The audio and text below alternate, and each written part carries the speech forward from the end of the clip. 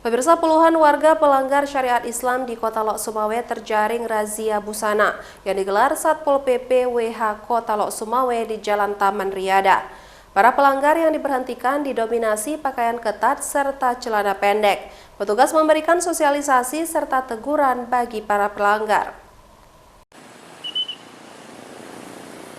Satuan Polisi Pamong Praja dan Wilayatul Hisbah Kota Lok Sumawe gelar razia busana muslim di Jalan Taman Riyadah kota setempat.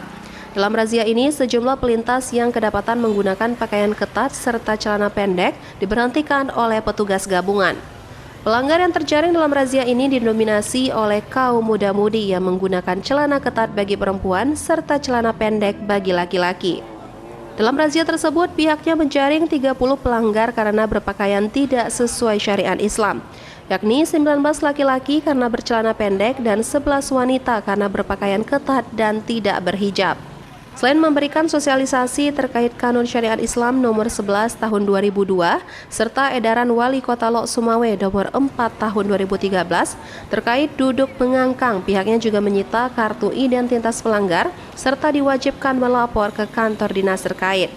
Kepala Bidang Penegakan Syariat Islam dan Kebijakan Daerah Satpol PP dan WH Kota Lok Sumawe, Samsul Bahri mengatakan, sejauh ini pelanggar hanya diberikan teguran dan pembinaan saja, dikarenakan dalam kanun tersebut tidak ada hukuman yang membuat efek jerah bagi pelanggar. Samsul menyebutkan mereka dibebaskan kembali setelah kartu identitas pelanggar disita dan diminta menekan surat perjanjian tak mengulangi lagi perbuatannya, serta diberi pembinaan oleh polisi syariah agar tidak lagi berpakaian melanggar syariat Islam di tempat umum seperti jalan raya.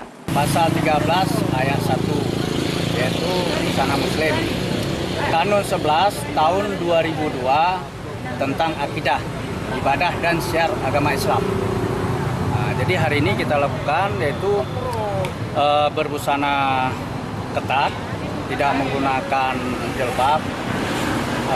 Yang bagi kaum laki-laki celana pendek, dan kita juga ada surat edaran dari Wali Kota yaitu duduk angkang nomor 4 tahun 2013. Jadi itu kita lakukan juga. Dari Lok Sumawe, Armia Jamil iNews melaporkan.